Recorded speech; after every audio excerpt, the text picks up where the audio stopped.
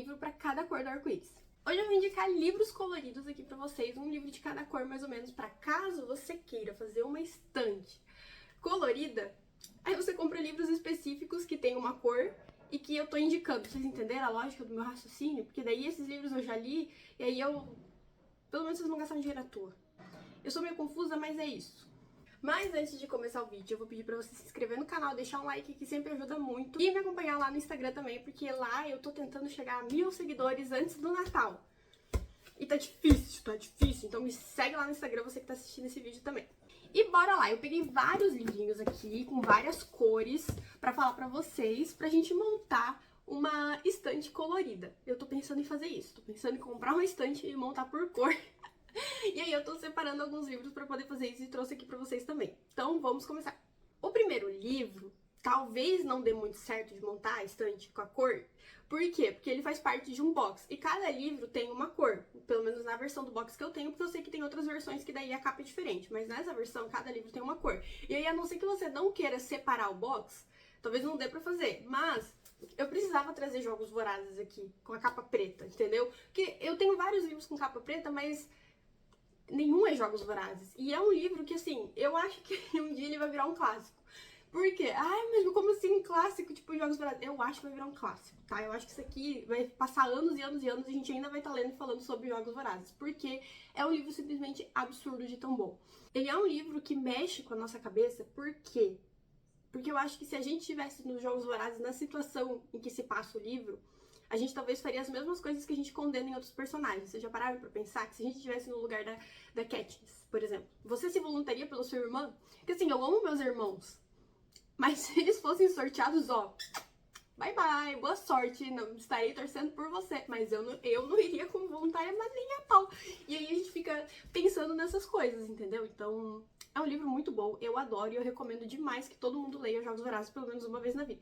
Aí, um livro com capa prateada. Porque tem aqui livro com capa cinza, mas eu queria assim, ó, um livro com capa tipo peixe, meio brilhante, meio brilhosa, que é Mentirosos. Eu confesso que eu tenho uma relação de amor e ódio por esse livro. Tem dias que eu acordo e eu penso, ótimo livro, mas tem dias que eu acordo e penso, isso aqui é um lixo.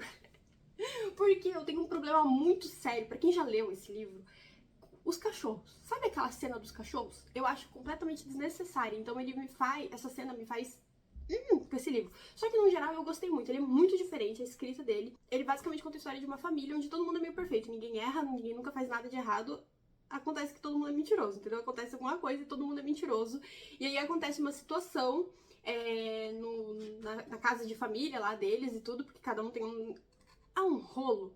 E aí a gente depois, quando descobre o que aconteceu, né, quando vem o plot, tu fica tipo, eu não estava esperando por isso. Então, leio. É legal, mas às vezes dá vontade de jogar no lixo porque o plot dele envolvendo os cachorros é uma porcaria.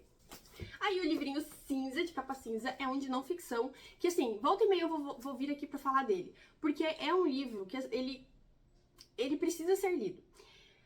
A gente não pode deixar repetir a história do que aconteceu na Boate Kiss. Esse livro aqui, Todo Dia, Mesma Noite, a história não contada da Boate Kiss, vai trazer tudo o que aconteceu na época, com as famílias, tudo envolvendo o julgamento. Até hoje não tem um desfecho, já passaram mais de 10 anos e até hoje não tem um desfecho, porque o julgamento teve várias nulidades, então o júri foi anulado, teve vários problemas, envolvendo questões jurídicas mesmo, mas até hoje, tipo, não teve algo definitivo que pudesse realmente colocar as famílias em descanso, assim, pra relaxar um pouco, de, tipo, ter uma sensação de justiça foi feita, nada. Então é um livro que a gente precisa ler e conhecer a história e não deixar que repita. Então, eu acho que, assim, o maior culpado dessa história, lá vou eu dar minha opinião, talvez uma opinião polêmica, mas eu acho que o maior culpado dessa história toda foi os entes, foi a prefeitura, foi o corpo de bombeiros, foi quem liberou o alvará, quem aceitou ser subornado pelo dono da boate para poder liberar as coisas, porque essa boate não poderia estar funcionando do jeito que ela estava. Ela estava superlotada de uma forma que não podia estar funcionando, ela não tinha... O alvará foi comprado, eu não lembro nem exatamente o que tinha acontecido, mas tipo, tudo que levou pra essa boate estar funcionando, ela não poderia. E aí aconteceu a tragédia e quem foi culpado foram, né, os donos da boate, claro, o pessoal da banda que, né, colocou o bagulho lá. Mas quem são os verdadeiros culpados por trás? Quem que liberou? Sabe? Quem que foi lá e assinou, deu o aval, tudo? Então, se for parar pra pensar desde o início do que aconteceu naquele local, A boate não podia nem estar aberta, vocês entendem? Vocês entendem que a nossa cultura de, tipo, dar um jeitinho do brasileiro de querer... Não, a gente dá um jeitinho, a gente paga um fiscal aqui, a gente conversa, a gente usa o QI, a gente, sempre tem alguém que conhece alguém que trabalha na prefeitura, a gente vai dar um jeitinho, relaxa. Tá aqui o jeitinho que foi dado. Então, é um livro que é muito importante, a gente precisa ler e parar de ser safado. Agora eu vou começar a pegar uns mais coloridos, pra mostrar aqui, cor.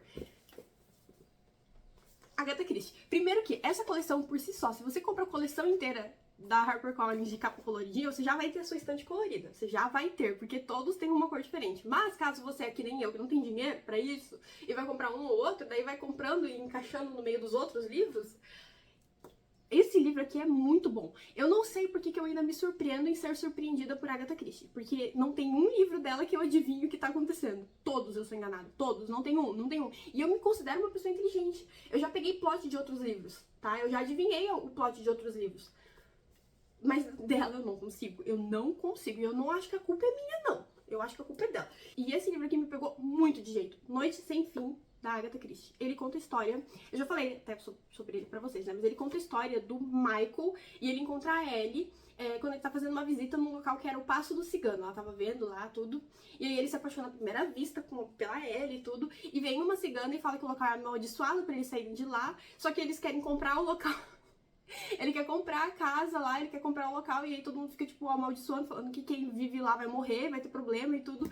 E aí ele casa com a Ellie e ela compra o local e coisas começam a acontecer. Noite sem fim. Muito bom. O próximo, ele não é branco, mas a gente vai considerar ele capa branca, tá?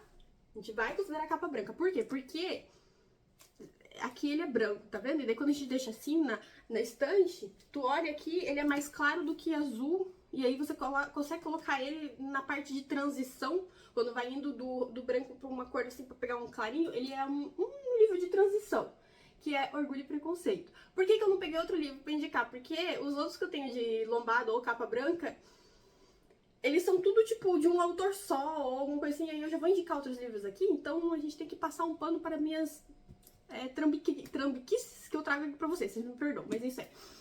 Orgulho e Preconceito, da Jane Austen, é um dos melhores livros que eu já li na minha vida. Eu já falei sobre ele aqui também, que eu tinha muito preconceito de ler clássicos, e esse foi um dos livros que me fez quebrar todas as travas que eu tinha com clássicos e começar a ler qualquer um que aparecesse na minha frente. Então, assim, agora me indicam um, eu não vou ficar tipo, ai, mas é clássico, eu não vou gostar. Não, eu pego e falo, beleza, passa pra cá, vamos ler. Então foi graças a esse divo aqui, por isso que eu indico ele em qualquer oportunidade da minha vida. É um livro maravilhoso e tudo que eu achava que seria de complicado, que seria uma linguagem difícil, personagens complexos, que fossem, assim, impossível de entender, nesse livro não tem. A linguagem é tranquila, os personagens são personagens do cotidiano, por mais que é uma coisa que aconteceu há séculos atrás, você consegue encaixar os personagens, entende? Então, eu adoro, eu acho maravilhoso. Agora, um querido pra combinar com a minha roupa, que é O Sol é para Todos. Esse livro aqui, eu também vou indicar ele em qualquer oportunidade da minha vida, porque é um livro que, assim, eu sou da área jurídica, eu sou da área do direito. Então, qualquer coisa que envolva advogado, que envolva alguma coisa assim, eu vou ler. Então, pode ser que seja ruim? Pode, mas eu vou ler. E aí, esse livro aqui é incrível. Eu já tinha lido a HQ dele antes de conseguir ler esse livro, eu já tinha gostado. E a história dele também é maravilhosa, eu já trouxe aqui no canal várias vezes.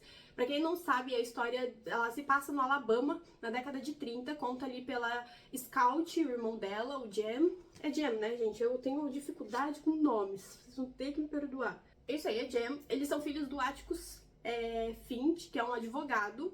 E aí, eles vai contando a história narrada pelo Scout, né, de tudo que eles faziam nas férias, e que conheciam pessoas, e o que eles faziam na vizinhança. Tinha uma casa dos Radley, que era meio que fruto proibido, eles não podiam chegar perto, porque tinha um dos carinhas lá, né, um dos moradores. Ele era muito estranho, ninguém sabia por que ele tava lá. E aí, um dia, o pai dela, né, o Atticus, ele é chamado pra defender o Tom Robinson, se eu não me engano, esse é o nome dele, que ele foi acusado de...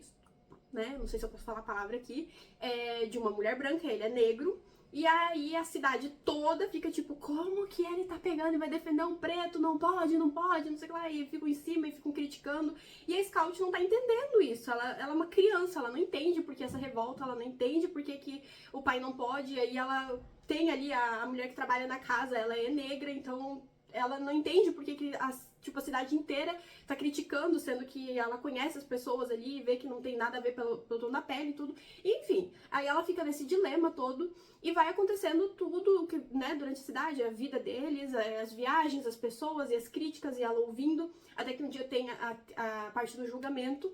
E a Scout fica muito aflita nesse julgamento, tudo, então eu não considero clássico quando você fala ser spoiler, tá? Mas mesmo assim eu sei que tem gente que nunca leu, então eu não vou falar o final pra não estragar a leitura de quem quiser ler.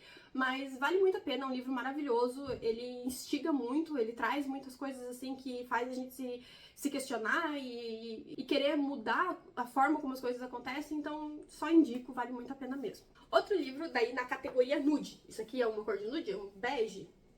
Que cor que é? É um bege, né? Vamos considerar bege. Que é A Paciente Silenciosa, também é um livro muito bom, que eu sei que muita gente fica... Ai, eu adivinhei o plot. Ai, que livro ruim. Eu sabia o que ia acontecer. Mentiroso, tá? Você está mentindo, porque... Como é que vocês adivinharam o plot? Eu sei que às vezes a gente fica cogitando qualquer coisa. Quando lê um livro, principalmente de suspense, tem um aqui, inclusive, que eu vou indicar, que eu imaginei qualquer tipo de coisa. Eu juro pra vocês, eu imaginei que alienígenas desceram no planeta e causaram um problema, mas eu não imaginei o plot, entendeu? E aí eu sei que às vezes a gente imagina várias coisas e no final uma ou outra se concretiza, mas é porque a gente cria várias teorias na cabeça, mas imaginar 100% o plot, tipo, lendo, não, é isso, é exatamente isso, eu duvido. Pode ser que tenha passado a possibilidade pela sua cabeça e a sua cabeça mesmo descartou, e aí no final... Você, ai não, mas eu imaginei isso. Não, cara, não tem como. Eu me surpreendi demais. Esse livro conta a história da Alicia, que simplesmente um dia ela dá 5 tiros no marido. Eu quase derrubei minha lâmpada. E aí ela não fala mais uma palavra pra ninguém. E aí, anos depois, tem um psicólogo, um psicoterapeuta que vai se voluntariar pra trabalhar no local onde ela tá, tipo, internada, né? Meio que não sei se é um hospício a palavra certa, mas vai lá se voluntariar pra trabalhar porque ele quer entender, ele quer tentar fazer ela falar. E aí ele vai tentar várias dinâmicas com ela pra entender a história. E aí a gente vai entendendo o que aconteceu e o que levou ela a fazer isso através de diários. Então, ai, é perfeito. Eu adoro esse livro. O próximo, na corzinha roxa, temos aqui Rafael Montes, Uma Mulher no Escuro. Eu confesso que assim, ó, eu já li vários livros do Rafael Montes, eu acho que nenhum deles eu dei 5 estrelas até agora. Todos eles têm alguma coisa que me faz tirar uma estrela ou outra. Eles são bons, são incríveis, eu adoro, recomendo, mas não são perfeitos. Esse aqui é o caso, eu acho que eu dei 3 estrelas e meia pra ele, só que não deixa de ser um livro ruim. Quer dizer, não deixa de ser um livro bom. Eu me confundi. Ele é um livro bom. Por quê? Porque as narrativas do Rafael Montes fazem a gente duvidar até da gente, tá? Eu tava achando que eu era o psicopata, pra vocês terem uma noção. Então eu acho que vale muito a pena, porque é um livro que instiga muito a nossa cabeça a criar, a imaginar coisas, assim, ó, vai longe. Tem um outro livro dele aqui que eu fui muito longe, imaginando coisas e não era nada do que eu tava pensando. Mas eu gosto muito da escrita dele justamente por isso, porque causa isso na gente. Esse aqui conta a história da Vitória. Ela é uma menina que é a única sobrevivente de uma família onde todos né, o pai, a mãe e o irmão foram mortos por um rapaz, o pichador. Ele a garganta deles e pichou a cara de preto. Tipo, simplesmente assim. E aí ela foi a única que sobreviveu. Quando chegou ali na hora, ele não conseguiu, não matou ela. E aí passam 20 anos, ela mostra a vida dela toda cheia de problemas, com terapia, com um monte de coisa, porque ela tá simplesmente transtornada. E aí esse pichador volta, simplesmente um dia invade o apartamento dela e escreve na parede, vamos brincar, com uma tinta preta, assim. E aí picha o ursinho de pelúcia dela também. Ai, causa uma agonia, uma agonia. Mas enfim, eu recomendo a leitura. É perturbado? É, mas vale a pena, legalzinho. Agora, na cor amarela, esse aqui eu também falo muito dele aqui pra vocês, que é Os Segredos da Felicidade. Porque assim, ó, além de um livro amarelo pra completar a sua coleção, ele é feliz. Ele fala os segredos da felicidade, então você descobre como ficar feliz. Mas basicamente ele conta a história de duas meia-irmãs, né, meio-irmãs, que não são do meu pai e mãe, são meio-irmãs, que é a Rachel e a Becca. E aí um dia a Rachel simplesmente desaparece, ninguém tem notícias dela, e a Becca é chamada pra ficar com os sobrinhos, porque a Rachel desapareceu e alguém tem que tomar conta das crianças. E aí ela vai pra casa da Rachel, a Rachel tem uma vida perfeita, um marido perfeito, casamento perfeito, emprego perfeito, e ela vai lá pra casa cuidar das crianças, e aí ela descobre que a vida da irmã não era tão perfeita assim. Pontos. E aí elas têm que lidar com tudo que vai acontecer, tem que descobrir onde é que tá a Rachel, né, que sumiu, ela sofreu Acho que foi um assalto e daí nisso bateram nela e tudo. Ela foi parar no hospital, ficou com a cabeça meio quebrada. Mas a Rachel vai pra casa, tudo. Só que ainda assim a Becca tem que ficar lá pra cuidar das crianças, assumir tudo. Porque a Rachel tá se recuperando do acidente, né, do assalto. Então elas vão se conhecendo também. E aí a gente vai ter aqui que lidar com problemas tipo crianças lidando com o divórcio dos pais e com situações complicadas e perdão, conhecimento, um autoconhecimento também. Então, ai, é lindo, maravilhoso esse livro. O próximo, eu não sei em que cor que eu vou encaixar ele. Eu acho que a gente vai colocar na transição, porque ele vai ficar assim. Então ele tem uma cor meio vinho, né? E aí quando vira assim, depois ele vai pro rosinha e daí a gente finaliza com rosa. Mas A Rosa da Meia-Noite, da Lucinda Riley, é um dos meus favoritos, mas ele perdeu. Pra quem eu falei já no último vídeo aqui do canal, se eu não me engano, que talvez ele tenha perdido o posto de melhor livro avulso da Lucinda que eu já li na minha vida, mas ele ainda tá ali batendo na porta. É só porque o último que eu li da Lucinda, que foi A Luz Através da Janela, foi um pouquinho melhor. Mas esse aqui ainda continua sendo incrível. Ele conta a história da Anaíta, que é uma mulher centenária, né? Ela tá com 100 anos, e ela chega pro bisneto dela e pede pra ele tentar encontrar o filho dela, que todo mundo diz que morreu, mas ela jura de pé junto que ele tá vivo. Ela fala que não sente que ele morreu e precisa que ele encontre o filho dela, né? Então ela pede isso pro bisneto e aí ela acaba falecendo, né? Até porque já tem 100 anos, né? Um pouquinho, né? Já tinha passado da cota. E aí ele decide fazer isso, de tentar encontrar e descobrir o que aconteceu com o filho da bisavó dele. Então ele vai numa jornada aí pra tentar descobrir onde é que paradeiro, se tá vivo, se tá morto, o que aconteceu realmente com o menino, né? Que na época era menino. E é isso, é uma história linda, linda, linda, e ela se passa na Índia, e eu amo a Índia. E pra finalizar, mais umzinho do Rafael Montes, pra ter na cor rosa, que é Uma Família Feliz, que foi a minha última leitura. Inclusive, a gente tá lendo, teoricamente, a gente tá lendo agora no mês de novembro pro Clube do Livro, tá?